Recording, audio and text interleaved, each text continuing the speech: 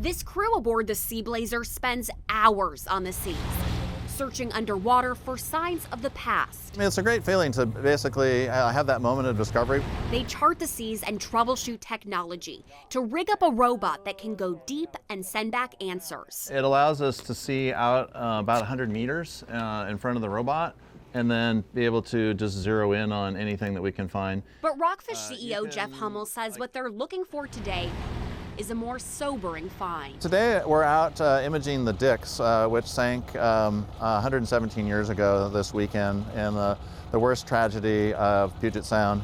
The SS Dix was part of the Mosquito Fleet, a group of private transport vessels on Puget Sound.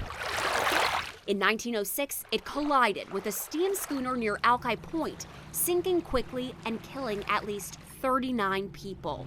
Its location remained a mystery for decades, even though the tragedy happened this close to the city of Seattle. Fascinating that this wreck has been here unknown for 117 years, and you look at how close we are to everything. Hummel says more than 10 years ago, a different company used sonar to image a wreck near Alki, but based on the shape, didn't think it was the Dix. I'm gonna sneak by here quick, thanks. His crew visited the site a few years later to test equipment they designed and kept going back. They took new sonar images and say they needed to be looked at differently. And when you take the image and you flip it around and then you do the comparison of the features from a photograph to what we see on the sonar, that we get this perfect alignment of all the different features on the wreck. Hummel says nothing has been taken from the site to be tested to further confirm if it is in fact the SS Dix. Okay, here we go, guys. At this point, his team's assessment Pull it in a little bit. is based on sonar images.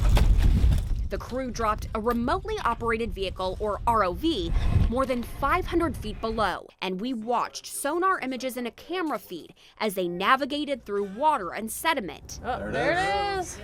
Sonar imaging eventually showed a vessel shape. The camera shows sea anemones Hummel says appear to be coating the vessel. The Northwest Shipwreck Alliance also found and won salvage rights to the SS Pacific, which sunk near Nia Bay in 1875 with people and gold on board.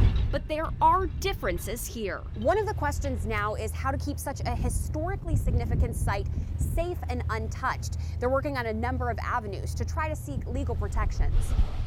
Hummel says they're asking for help from lawmakers to prevent interference at the site. I would say release here. Release, okay. No. They're also consulting All right, historical societies releasing. and the state to Hey, look Dave, you deeper ready to into grab what that? they believe they've found and are continuing their work in search of what else lies beneath. All right, we're just like right out here in Elliott Bay, and this thing has been hidden here.